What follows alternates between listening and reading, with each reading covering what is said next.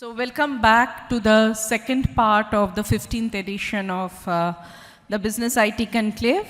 So this session is presented to you by Zensar.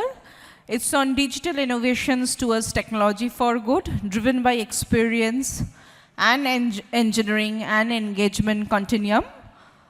The session would be addressed by Mr. Kaushik Chatterjee, Global Delivery Head, BFSI, Healthcare and Life Sciences, Zensar Technologies Limited, and Mr. Animesh Mukherjee, Global Head, Industry Solutions Group, Insurance, Zensar Technologies Limited. I would request Kaushik and Animesh to please join us on the dais. In the meantime, we would like to have a brief video by Zensar.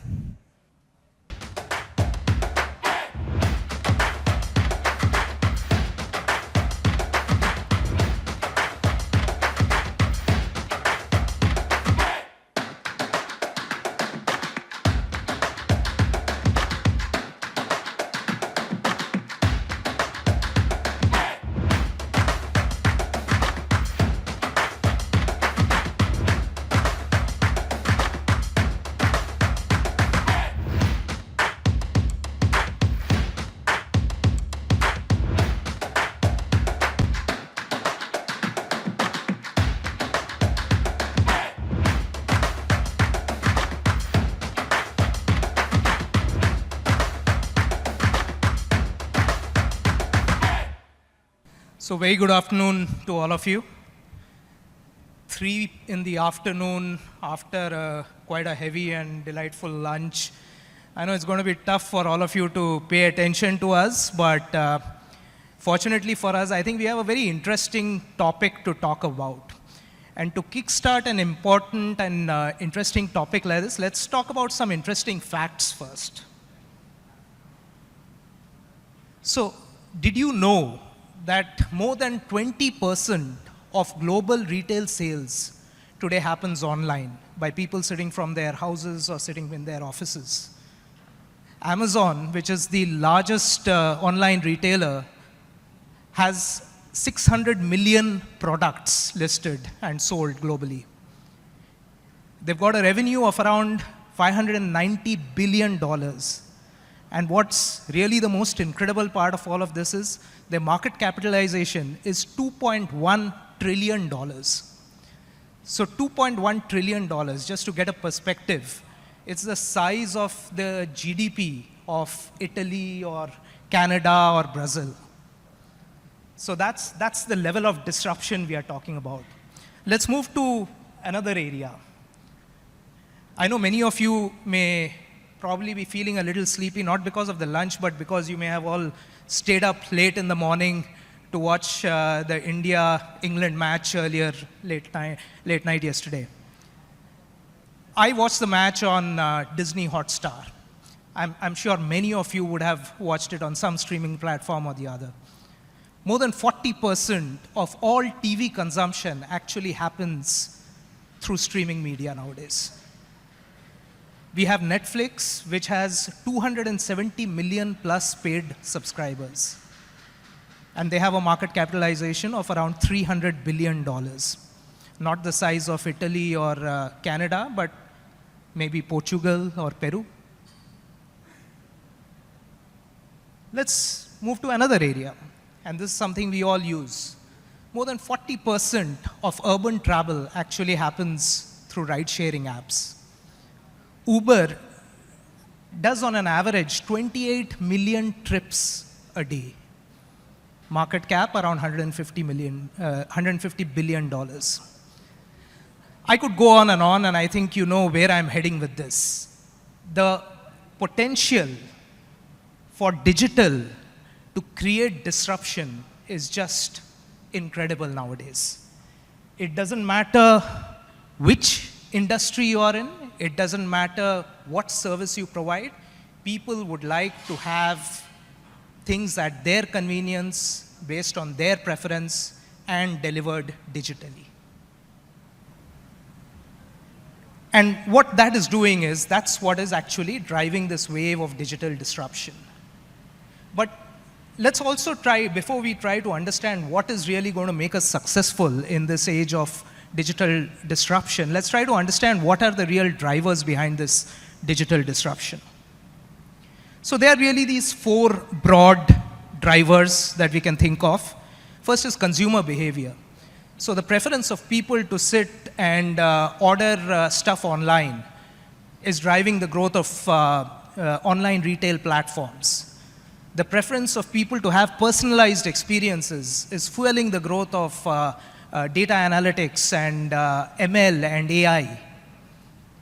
Similarly, now you have the younger generation or the digitally native folks who have grown up around digital technology and they want digital first experience.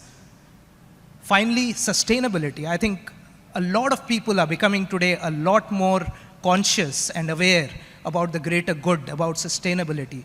And that is forcing a lot of companies to come up with eco-friendly solutions and eco-friendly processes. So these trends and these are really the drivers which is driving these, the massive disruption around digital that we see today. Now to speak a little bit more about some of these drivers and also understand what we at Zensar are seeing and doing with many of our clients to help them succeed in this disruption, in this era of disruption, I'd request my colleague Animesh to take us through that. Let's get one elephant out of the room first, okay? How many of you are using actually a pen and a paper to take down notes? Please raise your hands. Okay, now in that context, that there are still people who use that pen and paper, how many of you believe that the definition of digitization is taking paper out? Please raise your hands. How many of you believe that digitization should be also to accommodate me if I want to use a pen and a paper, and still that should be converted into... Okay. Brilliant. I think the definition of digitization has changed in today's day and world, right? And that's why you saw the fourth thing that Kaushik talked about, and it is also there on this particular slide, is about democratization. I believe everybody has access to digital media. Everybody has access, right? And thanks to the improvement in communication, even in rural India, we may not get 5G everywhere, but we get 4G data, which is fast enough. So, if 40% of urban users are using rideshare, why would rural India not have that access? And that democratization is probably where the new, disruption that we are seeing, in the world of digitization. We had been digitizing the world for the past several decades, right? Let's get it right. Probably 50 years back, there were enterprises who never used a paper. Computers were introduced, automation was introduced in several different forms. AI probably is 70 years old, right? Today it's a new wave because of Gen AI, but AI existed 70 years back. So one thing that, what we are seeing is this democratization, making sure that every human being will have their own wants and needs, own likes and dislikes, own ways of working, and accommodating everybody is probably the new way of digitization. Any questions here? I'll take one question now. Hello, good afternoon. My name is Pradeep Roy. This consumer behavior related to AI or technology for good, can you elaborate a little more? Because is it coming like if I want to buy something from Amazon, all right? Okay, I have a behavior that I want a red shoe. So how is digitalization is helping it out? I can go to a shop and buy a red shoe. So it is really helping us, or we are just thinking it is helping? And thank you for that question, because you bring us back into the topic of tech for good. Okay? How many of us today find time to go and meet our relatives, friends, in person? Okay? So I am assuming the rest of the group, other than the 3 people who raised their hands, do not. So now, in that context, right, I will tell you that, whether tech is for good or not is a very, very big debate. But AI and human behavior, right? Let me give an example. How many of you believe that a Prime Minister of India who could not speak English will not represent India well outside of India? Please again raise your hands. How many of you believe 10 years back that a Prime Minister of India or a President of India not speaking good, commendable English will not represent India well? Today, how many of you believe that speaking Hindi in the US Parliament is a matter of pride for us? And that's digitization, sir, right? And because we have this AI, because we have this ready translators, all I need is a microphone in my ear. I can speak in any language I want to, but you can hear it in the language that you want to, which is real-time translated. I believe that is tech for good. And that's why I believe that without this AI, without this Gen AI, this whole new wave of digitization that we are seeing is probably not possible. So maybe specific to the question that you asked, you needed, you know that you want a red shoe, right? And so if you wanted a red shoe which was specifically of a certain brand and which was able to cater to your running habits as well, and if you wanted the combination of these 3-4 things, you would be looking around. That is about preference, actually. The reason that is about if I add some components to it. But for ready reference, I need a waterproof shoe. I go to the market immediate because it is raining. Maybe I have some problem. I go and buy it. It is everywhere available. In Kolkata, everything is available. And that's exactly why I said that, there will be, you, sir, who would prefer to go to the market and buy it. I may not prefer going to the market and buying, sitting in my bedroom, buying that same shoe. And the same company then should that be is able for to... a selective people, not Yes, for all. I agree. I agree. And that's what the democratization, concept is, and that is what digitization is all about. Both you and me, we should get what we need, how we need, where we need it. And every company has to cater to both of, your preference and my preference. And without AI, without these new technologies, without this advancement, that's not going to happen. And that's the new wave of, digitization that we are seeing now.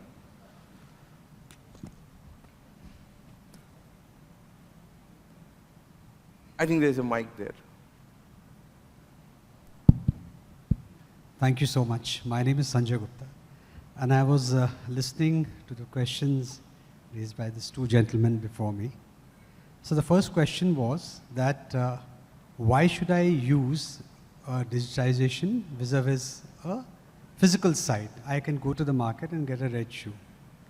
That's absolutely correct. The answer to this is it's just a matter of convenience. Whether you want to sit and buy or you want to go and buy. That's a very simple answer. Number two, the choices that you get on a digital platform is humongous. Correct. Now let's not be specific to red. Red has at least 50 shades of red. Can you get that into one shop in the market? Or if you squander around the entire market, can you get that shade? No. That you can get it on an online site. So I think we need to understand there are pros and cons, but we need to look at the pros rather than be speculating on the cons. I think that's my gist of this entire question and answer. No, I agree. Absolutely. So it is about, again, multiple shades of red. Even if me and you wanted that same And the brands as well, correct. the choice And of brands. correct. And the price of choice, and the Exactly. discounts, and the list goes on and on and on. It's endless. So me and you, we should have access to the same shoe wherever we want, however we want it, and without that, without the digitization, that is not possible. And most important point, if you know how to use the digitized tool, that's the point. We'll come to that. We will touch upon that. Thank you, thank you, thank you. Thank you. Okay, so if that's what the humans want, if in this room of 50 people we have 10 different preferences of how I want to get to that red shoe, and that every company is now striving to give that experience, that flexibility. How many of you belong to, a IT services company here? Please raise your hands. Okay, about half.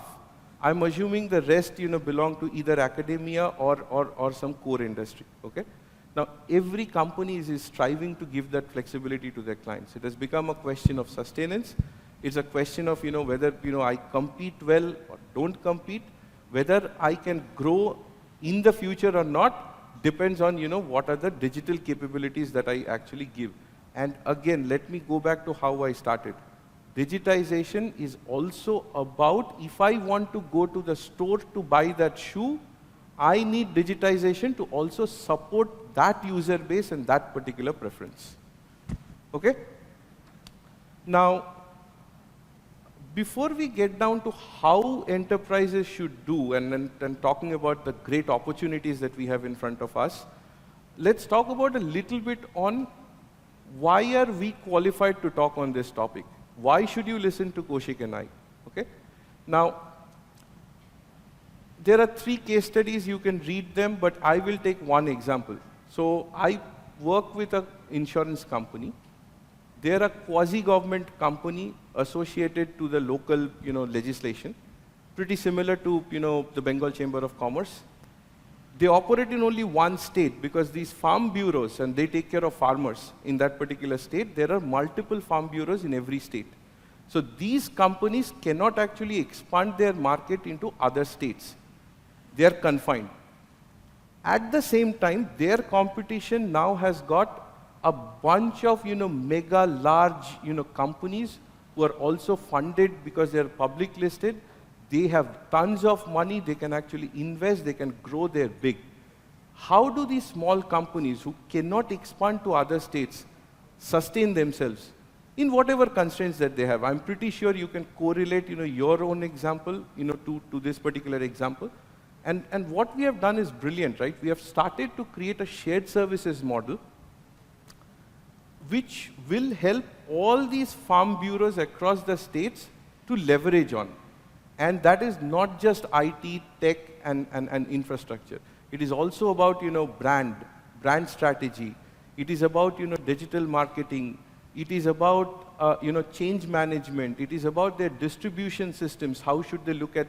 So that holistic approach of a digital transformation, not just for one company, creating a scalable framework that can be leveraged by multiple companies is something that we are working on. Several business benefits and outcomes that we have delivered, and hence, we have learned a thing or two, and we are constantly learning. And based on that, let's talk about what really it takes, to the digitization, and hopefully through these experiences, you will be able to correlate and also, think about the problems, opportunities, challenges that you face through this digital journey. Okay. Now, we all talked about digitization is all about human experience and giving the experience that each one of us want, and all our wants and needs are completely different. Okay? So human experience design is something that has to be there, will be there, everything has to be driven, because end of the day, what we are striving for in the name of digitization is human experience. First question. Whether you are in the IT services organization or in a core industry, how many of you see that there's a lot of digital design being done in one corner of your office building? Lot of personas being defined, lot of user journeys being defined, lot of moments of truth, beautiful diagrams, but then you don't know what to do with those. How many of you face this challenge? We see that all the time. Thank you. We see that all the time. There's a group of very, very qualified people who come up with brilliant, persona definitions, user journeys, beautiful presentations, lovely. I mean, I've never seen, any better presentation, but then they are kept on the shelf. We have no clue of how to use them and how to really get my IT systems to deliver that experience that was, put in a slide. That's the first problem. Second problem, right? If I look at this word called components, there is hardly any enterprise, unless the organization is 2 years, 3 years old, no more, there will be legacy technology. Absolutely, there has to be legacy technology. Not all technologies can be transformed and modernized by the simple reason being it's a return on investment. We can only spend the money for which, we are going to get the return. And the money that an organization has is not a bottomless pit of money, right? So there has to be prioritization. Now, if as an enterprise, I have a bunch of legacy technologies, however good, design that I put, that here is the digital experience that I want my human clients, to have, I am completely constrained by those legacy technologies. Fair enough? How many of you have this challenge? Okay? Brilliant. So what we actually now think of doing is, if I can take these legacy technologies and try to take the business function that particular technology is performing, how can I convert them into services which can be readily consumed by other parts of the organization? So I take these legacy technologies and I put them into, lack of a better word, Dockers or containers, and I create a whole microservices-based, architecture, which I can quickly call. Your sales can call, your marketing department. Your marketing can call your finance department. Your finance can call your accounting department. And these are all components. Components are nothing but business functions which are completely, leveraged as a service which can be expanded and called by anybody. Okay? Any questions? So this is the first thing, right? The foundation. We all know that changing every legacy that we have in an enterprise is not going to happen. It is not practical. It is never going to happen. So what we try and do is try to create the services and components so that at least it gives me a new way of connecting my whole, every department that I have, in my organization. Data and analytics. Every enterprise wants to use data. Every enterprise wants to do some analysis, because end of the day, if I have to deliver the experience, my system needs to know whether I want to go to the shop and buy that red shoe, or I want to sit in my bedroom and use my phone to buy that red shoe. Even for my enterprise to know that, I have to run some analytics. Okay? And this is so very funny. I actually traveled in an airlines called Frontier Airlines, and in India, I am constantly getting advertisements from Frontier Airlines that I'm giving you a 10% discount, come and purchase a ticket. Why would Frontier Airlines not know that right now I'm in India and I'm not going to use an airlines? So now what happens is, this constant push of messages is actually creating a little bit of a negativity for me, for this airlines called Frontier Airlines. Okay? So this analytics is critical. Now for every enterprise to run that analytics, unfortunately the platform, the foundation is missing. I hardly know of a company, and I work in the BFSI segment, right? I have seen retail clients. That foundation to do that analytics, which has ready access, to data, which has very little latency, is probably missing today. So enterprises have to invest on creating that data foundation right and creating that MLOps, the foundation to run those analytics right. Okay? So that's the middle layer. Has to go on in the enterprise for us to facilitate and ensure that end of the day, the human experience that I'm designing is delivered. And obviously, it's all about speed to market. The quicker that I can make the changes, the better for us. The better I compete, the better is the return on the investment. So obviously, cloud or hyperscaler is a given in today's modern world, right? I cannot expect, a very complicated, self-managed infrastructure, expensive, cumbersome, big. So obviously, that's what, we are trying, we are actually seeing, we try to do. We not only understand the business goals of the organization, we understand who their clients are, what are the segments, what are their wants and needs. But while that whole analysis is going on, we quickly actually get the enterprise ready so that the transformation can happen, the disruption can happen, the innovation can happen. And what we have seen is, in places where we have not done both of these things in tandem, the outcome has been far from desirable. We have not achieved the goal. Any questions on this particular topic before I move on? Yeah. Now the last topic that I will cover, guys, is if you look at an enterprise, right, sales, marketing, and I will take insurance example. I have underwriting, I have claims, I have accounts payable, I have accounts receivable, actuaries, compliance, audit. We are talking about an enterprise-wide change. Enterprise-wide change. And probably there's a managing director, or there's a vice president, or there's a director running each of the departments. How do I bring everybody together? Because unless everybody is contributing and working towards this, as an enterprise, we are not successful. Okay? So how many of you see this challenge that, oh my God, this whole digital disruption, this whole projects are so very complex, and I don't know how to do it. I don't get all the stakeholders, on the table. So what we have very interestingly done, guys, we have actually, come up with a strategy of structuring the whole team, okay? And if you think of experience, this is where the experience, what am I giving to my clients versus what my clients want is being analyzed. In a way, the target state is being defined. Engineering is all the changes, putting everything into services, creating those microservices, moving everything to cloud, or creating that beautiful portal which matches that experience that I've designed. And then there is a big component called engagement. Through the changes that I'm making, what do my new brand strategy should look like? If till today I've been only selling shoes in the market, and now I'm going online, there has to be a big, rehaul of the brand that needs to happen. So that whole brand strategy, the new marketing, the way you start selling, your distribution model, and the change management aspects of it, all has to work in tandem.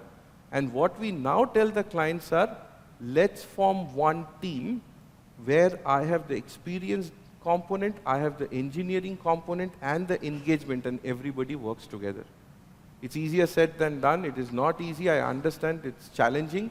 But once we get this going, once I have the teams, structured in this form, magic happens. And this is what we have, started to call Zensar Studios. There are lots of, material online. And just so you know, this is something that we have also tried out. There's been a lot of research that has been done because Zensar is a more than 100-year-old company. We have been listed on the stock market for over, close to 60 years. That's how old Zensar is. And the digital transformation that we now do for our clients, we actually did it on ourselves first. A lot of research. There's, I think, School of Business London has done some research. IIMs have done some research. You can look up those. So this is actually something that we tried on us. We retrospected, we made it better, and then we have used this to make many clients across segments very, very successful. One last thing that I wanted to tell you before we talk about is what's next. Gets us back to the theme, right? Tech for good. How many of you believe that rather than human experience, it is possible to think of experience for humanity in the future? Okay? It is, I think we should do that, right? I think we are accountable to do that. And there is obviously every company, we are also committed to the environment, to the social, we also have our ESG council and everybody. Now, through that, just to ensure that we live up to the expectation that we have as a good corporate, and to make this whole tech for good sustainable, take malpractices out, it should be good for us rather than creating a problem. Our colleague Lindsay actually has done brilliant research, okay? Please go to zensar.com. There's a beautiful white paper that is written, just 4 pages long. You will understand, the concept that we are experimenting. There's a lot of work that is happening, and hopefully, touch wood, very soon this will actually start to become a reality. It's no longer a human experience. It doesn't matter. The experience has to be for the broader cause of humanity in the future. So that's essentially, what we are doing. Over to you, Kaushik, for any closing comments. yeah, any last, we'll take, 2 or 3 questions. So Thank you. Thank you so much. Thank you.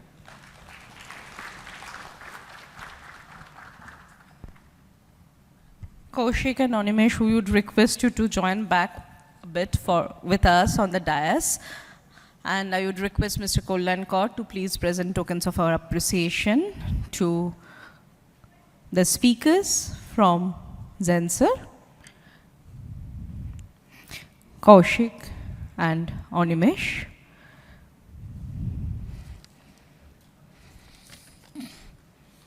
Mr. Kaushik Chatterjee, Global Delivery Head, BFSI, Healthcare and Life Sciences, Zensar Technologies, and Mr. Animesh Mukherjee, Global Head, Industry Solutions Group, Insurance, Zensar Technologies Limited.